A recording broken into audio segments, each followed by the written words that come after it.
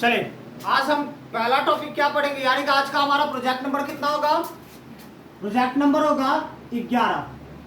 यानी कि आज का हेडिंग है हमारा टाइम कैलकुलेशन।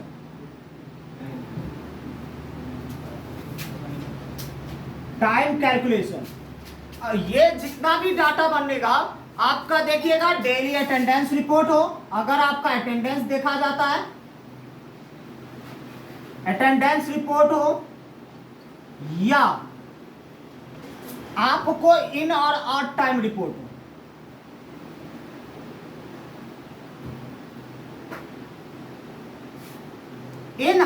इन सभी जगहों पे हम लोग क्या देखते हैं? तो इन सभी जगह पे हम किसका कैलकुलेशन करते हैं? Time calculation. कैसे?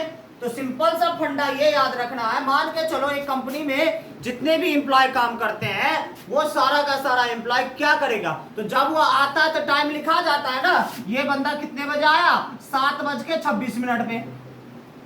जाते वक्त का टाइम था 8:24। ये टाइमिंग देखा जाता है कि नहीं देखा जाता है? तो ये सभी चीजों के इस बीच में हम निकालना क्या पड़ता है? मान लो यहाँ पे AM ले लो, यहाँ पे PM ले लो, तो अभी इसमें हमें निकालना क्या पड़ता है कि ये कितना देर काम किया या ये कितना देर कंपनी में रहा, देखा जाता है। यही चीज आप किसी भी अपार्टमेंट में देखोगे तो अपार्टमेंट में जाते वक्त का टाइम नोट किया जाता है। कोई गेस्ट आया तो गेस्ट आते वक्त कितने बजे मिलने आया, जब वो निकला तो कितने बजे निकला, उस दरमियान में वो कितना देर रहा, देखा जाता है कि नहीं देखा जाता है? तो ये हर एक कैलकुलेशन हम इसी फॉर्मेट के अंदर में करेंगे। तो हमारा एक छोटा सा फॉर्मेट क्या हो जाएगा? तो फॉर्मेट पे जरा ध्यान दीजिएगा। लेते हैं एम्प्लॉय आईडी,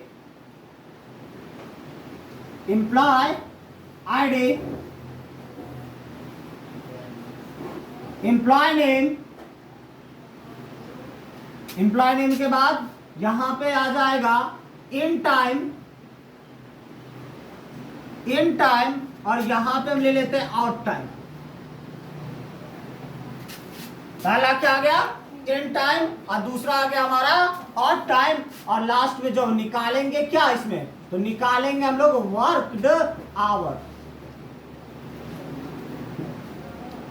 वर्कड आवर्स, ठीक है ना? तब यहां पे फॉर्मेट हमारा क्या आ जाएगा? एम्प्लॉय आईडी P01, P02, यहां पे ले लो अहमद खान, अहमद खान, हरिलाल। इसका जो आने का समय था, ये कंपनी आया था 8:56 AM आया। कब? 8:56 AM पे। और जब ये गया तो जाते वक्त का इसका टाइम था जाते वक्त का इसका टाइम था 9:25 PM है ना? आते वक्त का टाइम इसका, यानी कि इन टाइम इसका कितना है? 8:56 AM, और जाते वक्त का टाइम 9:25।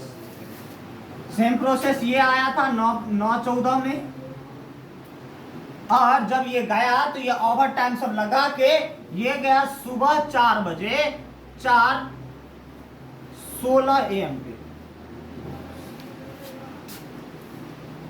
4:16 AM। अब यहां पे आप देखिएगा तो इसका वर्क आवर हम कैसे निकालेंगे? तो इसमें भी देखना क्या है, वर्क आवर निकालने का दो तरीका है। वर्क आवर निकालने का दो तरीका है या दो फॉर्मूला बोला जाए। पहला सिंपल सा फॉर्मूला आएगा,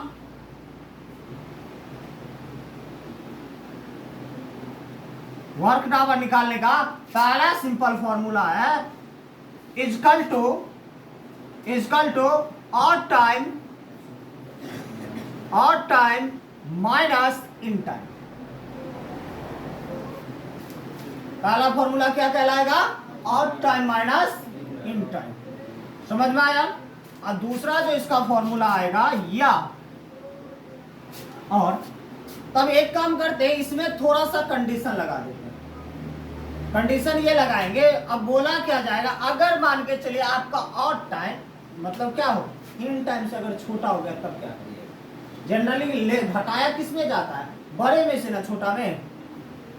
इसमें घटाया जाएगा, बड़ा से छोटा में। अगर मान के चले आपका ऑड टाइम इन टाइम से, यानी कि जब वो निकला, निकलते वक्त का समय आते वक्त के समय से कम हो गया, तब इस पे क्या लगाएंगे, तब इस पे हम लोग लगाएंगे वही इफ वाला कंडीशन। छोटा सा फॉर्मेट लगेगा, क्या बोलेगा, इक्वल टू